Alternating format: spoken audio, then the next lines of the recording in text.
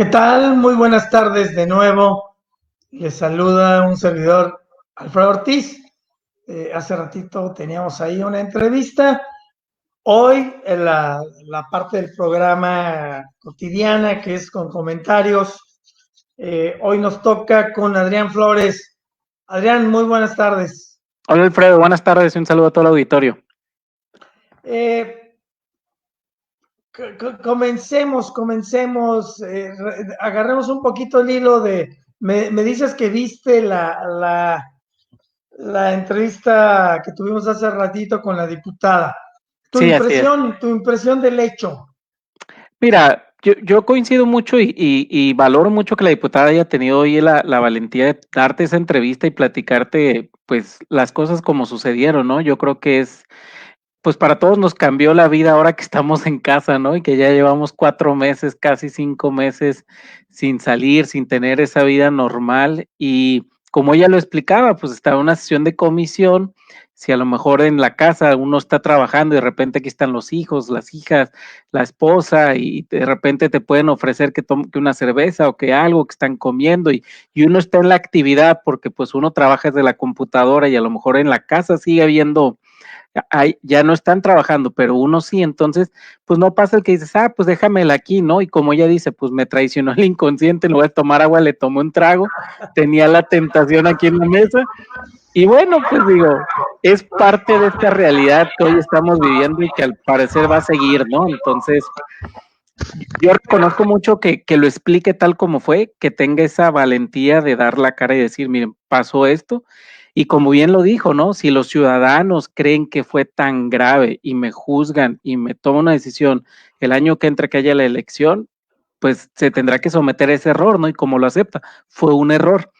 Pero yo creo que, pues, digo, todos lo ponemos pues en donde fue, ¿no? Y en ningún momento hizo un acto que pudieras decir estaba en condiciones no apropiadas, que estuviera alcohólica, que estuviera en una situación donde sí le afectara el trabajo. Simplemente fue un descuido, fue un error, como ya lo ha aseverado, y pues creo que digo, va a quedar en el anecdotario, ¿no? Y sí va a quedar como algo que va a aprender y que te puedo asegurar que nunca más le va a volver a pasar.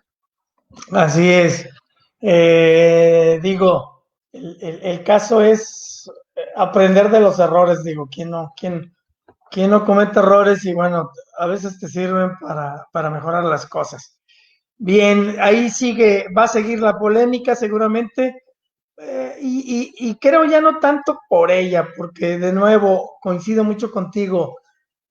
Digo, sería indefendible si hubiéramos notado que ella estaba en una fiesta o que hablaba tomada o alguna situación donde dijeras, oye, pues, ¿qué pasó, no?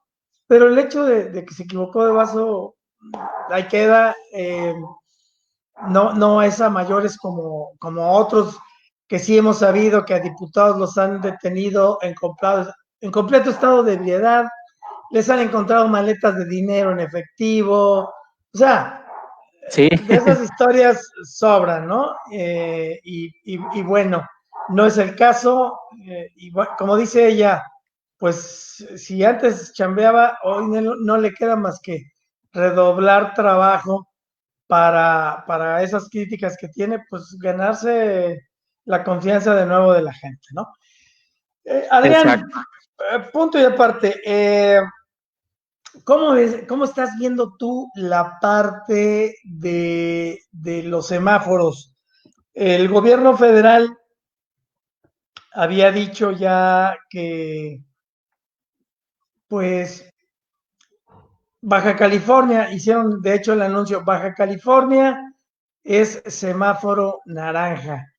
Y aquí habíamos advertido que el gobernador ya incluso con anticipación había como que dejado sentir que no íbamos a cambiar. El doctor también Pérez Rico eh, como que dijo, no están las condiciones, Ensenada está riesgoso, Mexicali ya está bajando, pero bueno, ¿cómo la ves tú? ¿Acertado? ¿No acertado? Yo siento, y es parte de la pregunta, yo siento que hay gente, supongo que, pues negocios que ya tienen prisa por abrir y yo entiendo esa parte, ¿eh? Entiendo que debe ser muy difícil no poder eh, abrir tu negocio, pero también veo que no todos siguen las reglas, incluso de los que ya están abriendo, no han seguido las reglas de prevención que nos han dicho que se están siguiendo. Sí, mira, yo creo que es una situación muy difícil en cuanto a que nos damos cuenta que la pandemia pues tiene sus altas y sus bajas, ¿no? Hace 2 meses Tijuana era la ciudad con el índice o el número más alto, luego se fue Mexicali y ahora quien está repuntando es Ensenada y mucho tiene que ver pues en el comportamiento que van desarrollando aquí en las ciudades. ¿Por qué Ensenada está subiendo? Pues hay que darnos ejemplos, lo que pasó el 4 de julio, lo que pasó en el arribo de turistas de Estados Unidos, el que se abrieron ya varios de los locales que están en el Valle de Guadalupe y que esto pues es natural, esta es la temporada más importante del valle en ingresos, es cuando se tenían las vendimias, es cuando se tenían muchísimas festividades y actividades que prácticamente era el ingreso más fuerte de todas las casas vitivinícolas para durar un año, para perdurar todo el año y que ahorita están sufriendo ante esta situación. Pero yo creo que aquí es donde yo estoy de acuerdo con el gobernador Bonilla en que haya dicho que nos quedemos en rojo, porque si bajamos al naranja y las condiciones en nivel rojo siguen estando como están y la gente no sigue las indicaciones, en el momento que estemos en naranja todo se va a relajar más y esto va a subir de un día para otro, como está pasando en Estados Unidos, en Arizona, en Florida, ahorita en California, donde es muy probable que tengan que irse otra vez a cerrar todo y a una cuarentena general porque están repuntando impresionantemente los contagios. Entonces, la verdad es que aquí el trabajo es de la sociedad. Yo creo que mucho tiene que ver cómo nos concientizamos, cómo realmente hacemos ese trabajo. Entiendo que lo que más está haciendo crisis ahorita es lo económico, o sea, hay muchos negocios pues que prácticamente ahorita están ya a punto de cerrar o de quebrar, que son muchos meses los que hemos estado con esta poca actividad económica en la zona, pero pues yo creo que ahorita es donde ya debería haber entrado el gobierno federal con alguna política de rescate y donde se debería estar tomando algunas determinaciones más pensando en los emprendedores, en los empresarios, para que no se vean obligados a reactivar económicamente y que esto haga que se empiecen a subir nuevamente los números de contagios. Yo siento que ahorita la parte más afectada es el turismo aquí en nuestra zona, porque tú recordarás años anteriores en los veranos la cantidad de gente que venía de Estados Unidos y de hasta del interior de la República al Valle de Guadalupe, a las festividades que se hacían en verano de la vendimia, artistas, personalidades de la política, de los espectáculos, o sea, eran temporadas donde esto se convertía en una zona sumamente atractiva y desgraciadamente ahorita pues es un año perdido, todo el 2020 va a ser un año totalmente perdido y en el que pues para muchas empresas esto va a representar pues un riesgo muy grande para poder continuar en sus operaciones, ¿no? Entonces, yo sí reconozco que creo que el esfuerzo que está haciendo el gobierno del estado, eh, pero siento que le está faltando apoyo más del gobierno federal. Yo no veo un filtro sanitario al ingreso a las aduanas de la zona fronteriza,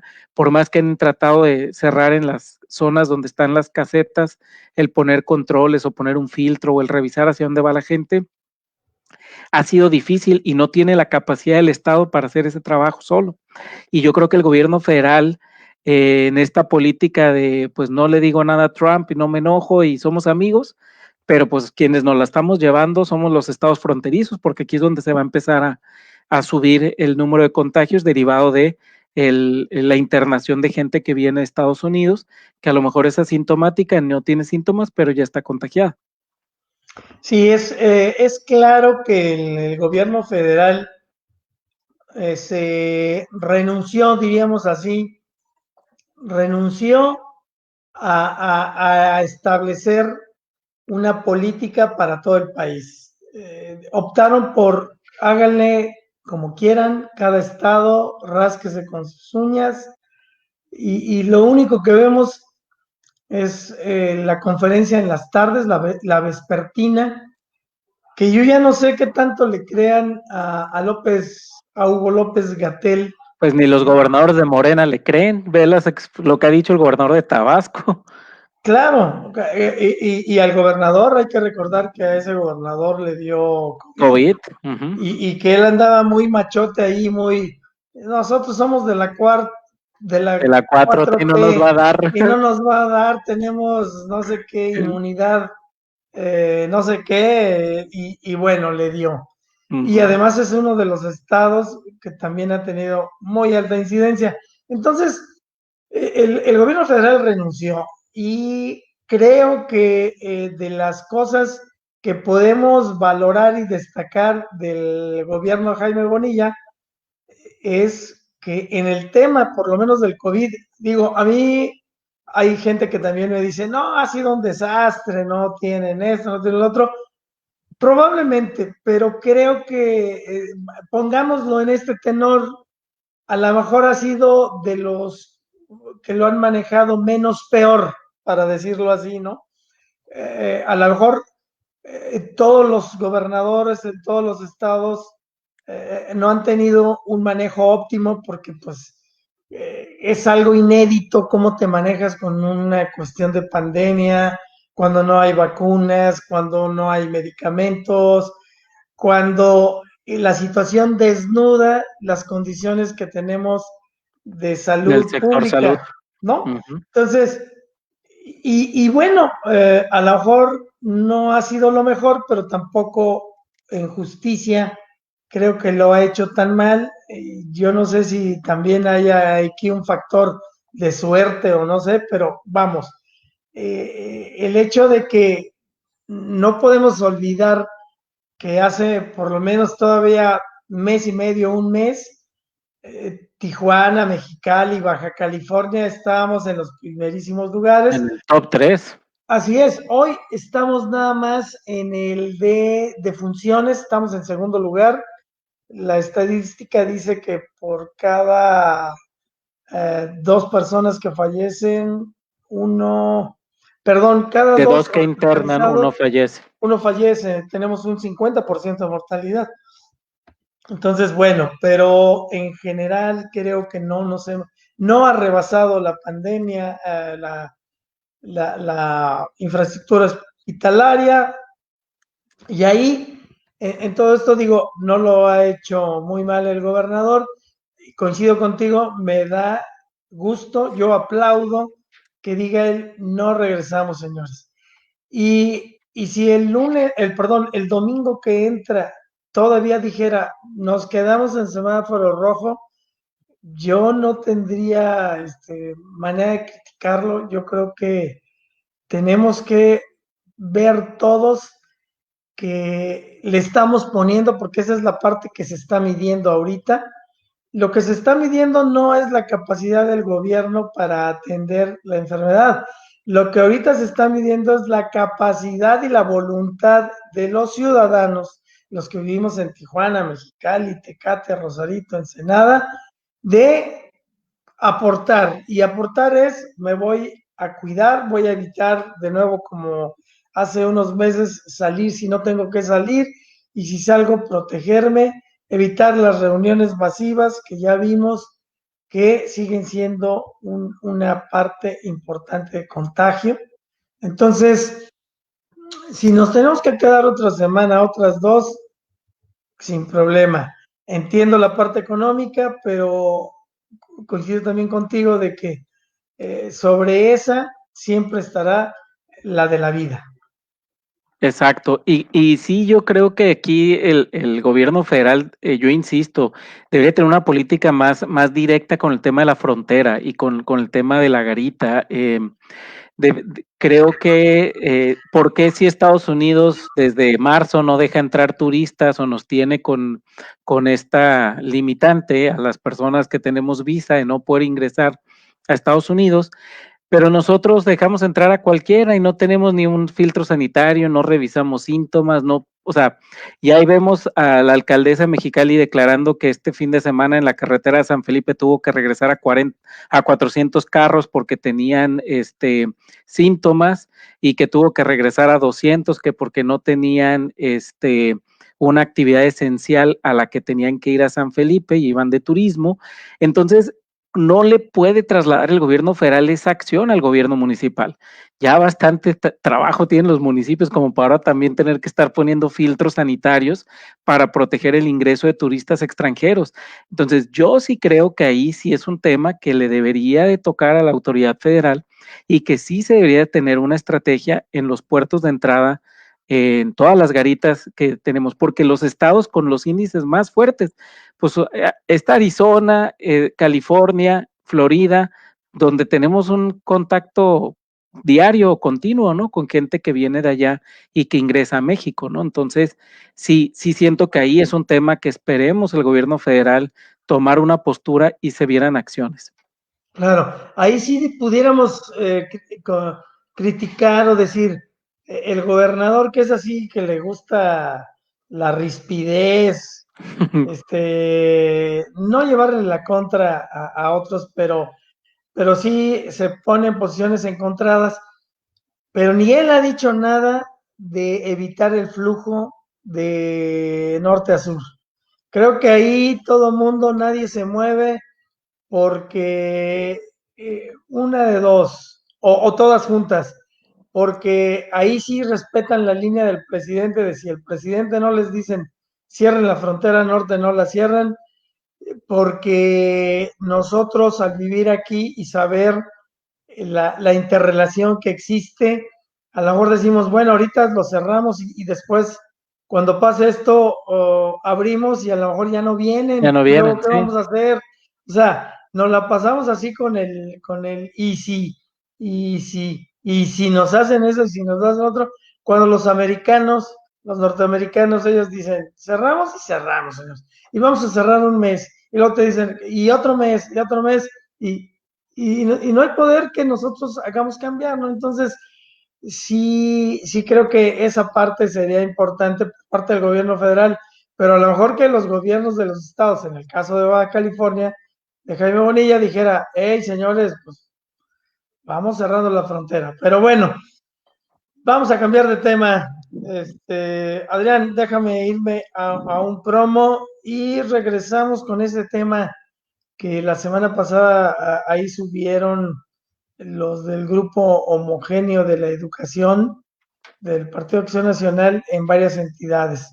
Entonces, dame un segundito. Sí, claro.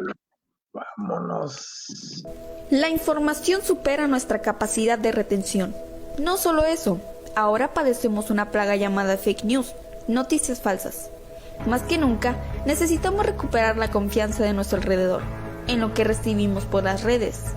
En Te Verás, elaboramos contenidos que buscan ser de utilidad, de reflexión, que emocionen e informen sin falsedades. Historias con otra visión. Adicción política, bienestar, experiencias viajeras, norte empresarial, pasión cervecera son algunos de nuestros contenidos. Acompáñanos, Te Verás, historias con otra visión.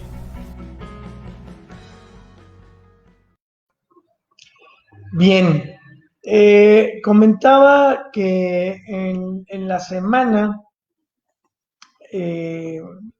José Luis Cato Lizardi, exdirector del CECITE, Baja California, donde tú también fuiste director. Sí, así es. Adrián, de hecho, tú le cediste Sí, ahí él entró después de que yo salí en la estafeta. Ok, fíjate. Y cómo no se me ocurrió hace rato, nos contactamos y mira, le hubiera dicho, estaría ahorita el tema de lujo ahí con dos exdirectores de CECITE, pero bueno, prometo que voy a buscar para un la tema próxima. para que ustedes dos ahí coincidan en el espacio. Sí, encantado. Hablaba junto con otra gente del grupo Homogéneo. homogéneo de la educación del PIN parental, que entendí yo es un documento que están ellos buscando que se pueda dar para que los padres de familia puedan firmarlos y decidir cuando en el sistema educativo quieran enseñarles lo que se ha llamado ideología de De género. género y algunas otras que no comparten, como esa de que pues te puedes cambiar de sexo, si tú dices no, de género y todo eso, dicen, a lo mejor los papás dicen yo no quiero y están en el derecho de que no se los enseñen. Tú que has estado siempre más cerca en el tema educativo, ¿cómo es este tema, Adrián? Sí, mira, pues te lo pongo en el contexto, ¿no? Esto nace en España, finales del año pasado, principios de este.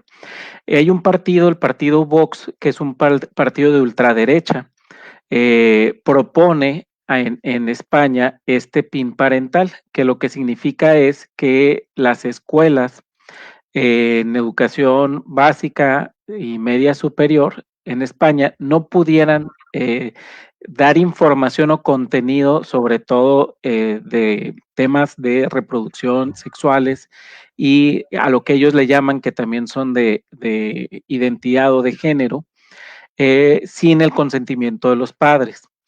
En España, pues esto, como al igual que en México, gobiernan o son gobiernos emanados de partidos con una tradición más liberal, o por no decirlo izquierda, pero bueno, con una tendencia más liberal, pues obviamente fue un choque de fuerzas, ¿no? Porque el partido Vox no estaba apoyado por los partidos en el poder en España, que obviamente veían esto como una situación que pudiera pues afectar en el proceso del sistema educativo.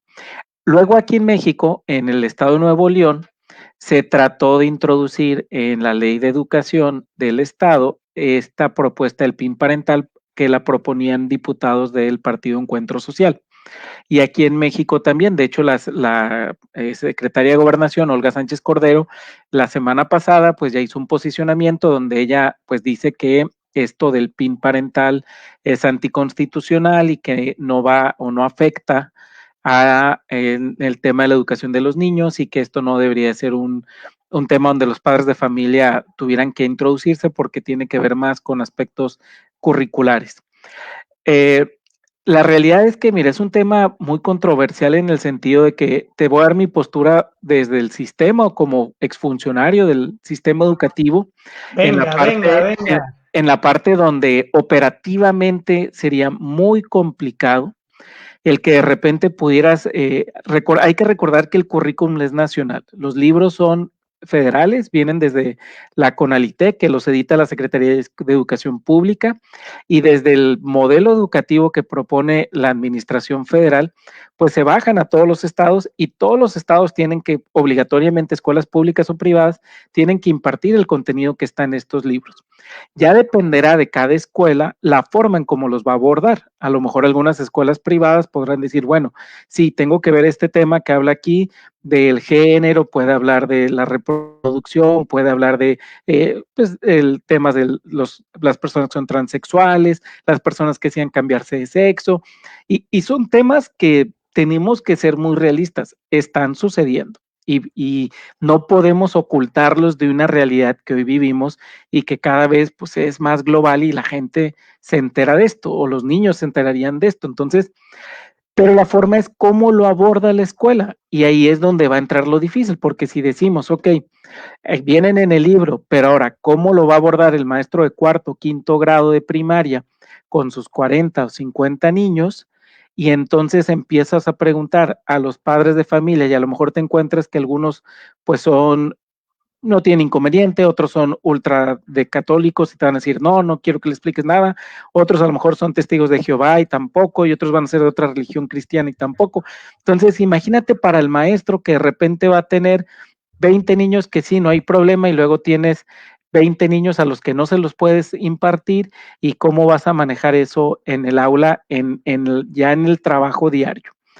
Entonces, ahí es donde yo veo que la propuesta no es nada más rechazar eso, sino que más bien lo que se debería estar trabajando es cómo trabajamos con la Secretaría de Educación Pública en generar la forma en que se va a abordar este tema, porque son temas que se tienen que de una u otra manera se tienen que enterar los alumnos y tienen que tener acercamiento a este contenido, porque pues son contenidos ya que están en el mundo entero y que no podemos tampoco decir, pues no se van a enterar o no tienen que aprender, porque algo que decía la ministra y hoy secretaria de Gobernación, Olga Sánchez Cordero, pues es el alto número de embarazos que tenemos en adolescentes, que son niñas de entre los 15 y 18 años, que muchas veces por no tener un conocimiento de educación sexual oportuno y no usar métodos anticonceptivos, primera relación sexual, están embarazadas y eso les cambia la vida para siempre. Entonces, yo entiendo mucho y me pongo también como padre de familia y diría, bueno, pues yo sí creo que me debería preguntar la escuela y se debería de abordar de una manera oportuna esta información a los niños. Pero creo que también un reto es el cómo va a ser el sistema educativo para que este, pues este conocimiento se construya de la mano de los padres de familia y no se quiere imponer, porque ese es el gran reto, que el gobierno quiere imponerlo y que sea una forma de decir, así son la forma en cómo lo percibimos los del área liberal o los de Morena o los de la 4T, y entonces de esa manera se va a meter y se va a adoctrinar a todos los niños en las escuelas. Y ahí es donde está el riesgo. ¿Por qué? Porque dejas sin ese derecho a los padres de familia y a las personas que no coinciden con esa idea de decir, espérame, pero yo creo que se lo enseñes de esta forma, no como tú lo estás manejando. Entonces, bueno, pues es un poco lo que participaría. Es complicado entonces, digo, entiendo igual que tú el espíritu y que además es razonable, pero en la realidad y como está el sistema educativo, sobre todo el público, sería muy complicado. A lo mejor en las escuelas privadas Sí, pudiera ser es más más factible, manejable. ¿no? Sí, claro, porque hay adecuaciones curriculares y porque, bueno, generalmente llevan otro tipo de libros que son adicionales a lo que llevan y, bueno, y muchas de las escuelas particulares también llevan un adoctrinamiento religioso, ¿no? Porque tienen ese tipo de educación o tienen una oferta también de una educación religiosa. Pero en las escuelas del sector público, y sobre todo pues donde es el mayor volumen, porque es más del 85 al 90% de toda la educación del país es pública, ahí es donde pones en una situación también al maestro y a la escuela muy difícil de abordar, porque cómo vas a hacer esa adecuación para decirle esto sí les explico, estos niños no, y cómo también vas a cambiar. Yo creo que el reto aquí es más bien cómo la Secretaría de Educación, antes de introducir estos conocimientos en los libros de texto, abre el debate y permite a los padres de familia, a las asociaciones en cada uno de los estados, el que puedan decir, ok, estoy de acuerdo, tenemos que enseñarles la educación sexual a los niños, pero ¿cómo lo vamos a abordar? ¿Y de qué manera lo vamos a abordar? ¿Y cómo va a ser en un sentido que sea en esa línea de la laicidad y sin introducir elementos que tengan que ver con cuestiones políticas o ideología? Y se puede dar o lo ves difícil en términos de que si no se lleva a la consulta, al foreo, a la socialización, otros temas igual de importantes, este no tendría por qué ser la excepción. Siendo muy sincero con la actual administración, creo que no les gusta forear las cosas y lo veo difícil, pero digo, no deja de ser el ideal, ¿no? Yo creo que ese sería el paso a seguir antes de imponer el quererlo hacer a la fuerza o quererlo meter ya en los contenidos de los libros y que de repente ya se convierta en el currículum que todos están obligados pues a dar a conocer en las escuelas. Perfecto. Adrián, te agradezco mucho. Creo que además del comentario, nos diste todo un contexto, nos quedó muy claro qué es esto del PIN de género, parental, perdón, Parental, y, sí. y que tenemos que, quienes todavía tenemos hijos en nivel básico en la escuela, pues es un tema que por ahí va a saltar, que se va a plantear y pues que tengamos una opinión al respecto, ¿no? Te agradezco mucho. No, gracias Alfredo, pues un gusto siempre estar aquí con ustedes y con el auditorio y pues nos veremos acá en 2 semanas. Gracias. Que tengas una súper tarde. Estamos Gracias. en contacto. Igualmente, saludos. Hasta luego.